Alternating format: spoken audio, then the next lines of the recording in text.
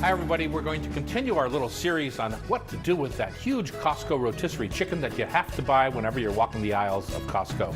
We're going to make a fresh masa pupusa. So I've got some of my masa hydrated. I made little golf ball size portions of it. 2 pieces of wax paper or plastic wrap. And you just simply pull the masa off, and this works best if you just put a little bit of your masa on your cutting board.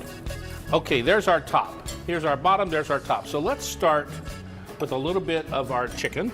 And you don't want to overstuff these. You're better off making a few than you are trying to like overstuff them. Some of our black beans.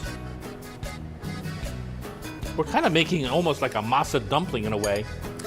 We've got a mixture of cheeses.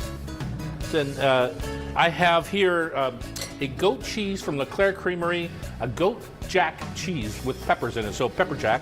And then our local Beecher's classic Just Jack. It melts beautifully, so I'm putting a little bit of that in there. And probably in this particular situation, the cheese is your #1 ingredient. So I'm going to take my lid. And if you don't have a tortilla press, go ahead and try and do it with a rolling pin. If you get an edge that comes open, don't worry about it, no big deal. And you want it fairly flat. I don't know if you can see that, but fairly flat so that it griddles properly.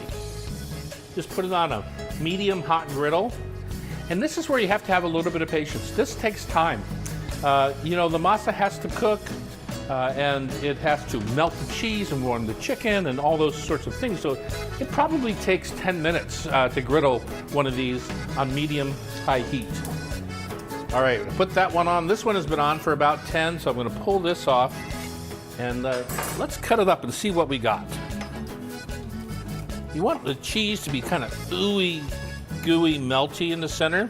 I probably could have used more cheese in that one. And then we're just gonna pop it on our plate. You can see it's steaming hot. And then I have a special little red pepper salsa. This is made out of roasted red peppers, sweet hot peppers, and then cilantro and the typical salsa ingredients, a little bit of onion. And we're just gonna pop that right on the top. This, my friends, is just one more way to use leftover Costco chicken in a super flavorful, tasty way.